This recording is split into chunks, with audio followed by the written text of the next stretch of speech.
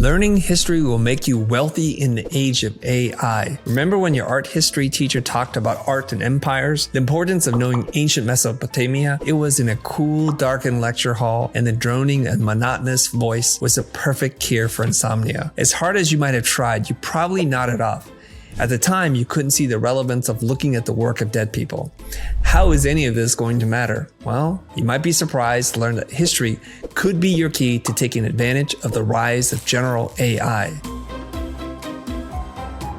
It's not all that uncommon to study the previous masters. If you wanted to learn military strategy, you could read The Art of War by Sun Tzu or The Book of Five Rings by Miyamoto Musashi. If it is to excel in the world of business that you are after, you might study the great tycoons like Andrew Carnegie or Henry Ford. And if you want to learn poetry, you might study the works of Gwendolyn Brooks or Sylvia Plath. It is true that if we want to look to the future, we must revisit the past. Those who study history have the supreme advantage of learning from years of combined wisdom, mistakes, and the successes of those who came before them. And now, as we sit in the front row of the next evolution between humans and machines, it is history that has the potential to make you highly successful.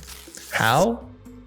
Well, one method is prompt engineering. Machine learning chatbots like ChatGPT run off a large amount of data, and image generators like Midjourney or Stable Diffusion are able to create a diverse range of artwork from a written prompt.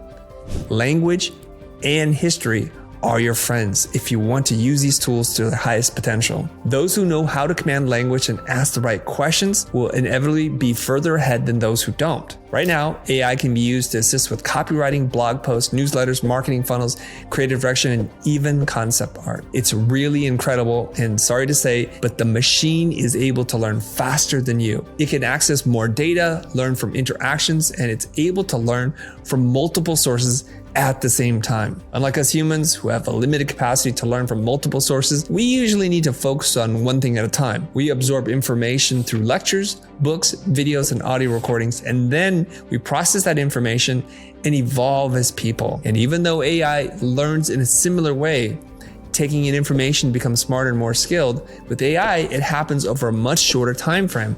It has one rather interesting advantage. It can remember past conversation experiences a lot better than we can. We tend to forget little things. It's just part of being human. The machine, on the other hand, doesn't need to try to remember because it has access to all that information.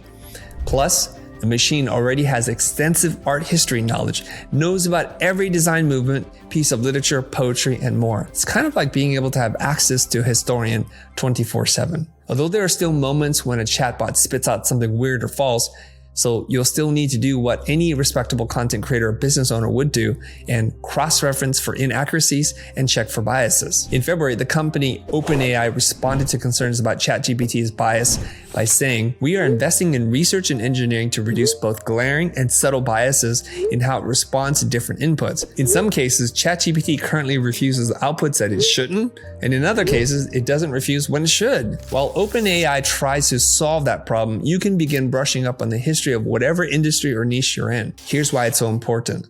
Let's say you're using an image generator and you're looking for a particular style.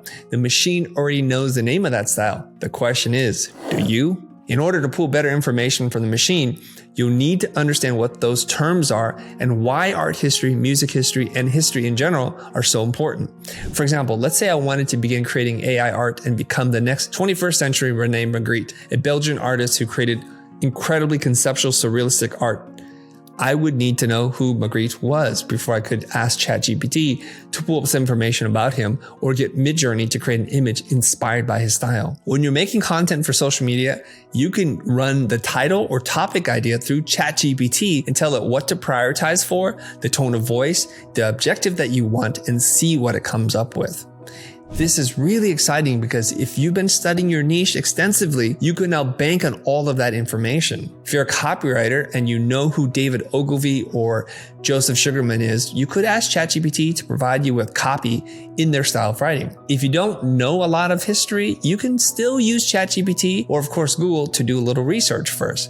For example, if you ask the machine a very simple question like, what is the history of design? It will quickly respond with an answer that takes you from the concept of design being a process of creating or shaping objects, environments, or experiences that are intended to serve a specific purpose, to a brief lesson on the ancient civilizations such as Egypt, Greece, and Rome, whose design history plays a crucial role in the creation of monumental architecture, sculptures, and decorative objects. It will even provide you with a few names like Leonardo da Vinci, Michelangelo, Raphael, William Morris, Charles Rene Mackintosh, and Marcel Breuer. What it has done is provided you with a proper jumping off point.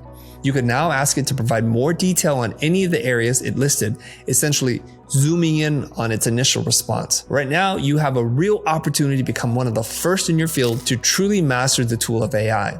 Where there is disruption, there is opportunity, and in a few months, new leaders will begin to emerge. Just as Edgar Allan Poe used secret writing or cryptography, believing that it was a necessity or desire to elude general comprehension, the use of unique words and phrases can unlock new information for you with the use of AI. It's up to you to unlock the door. To end this video, I'll close with a quote from Henry Glassey. History is not the past, but a map of the past, drawn from a particular point of view to be useful to the modern traveler.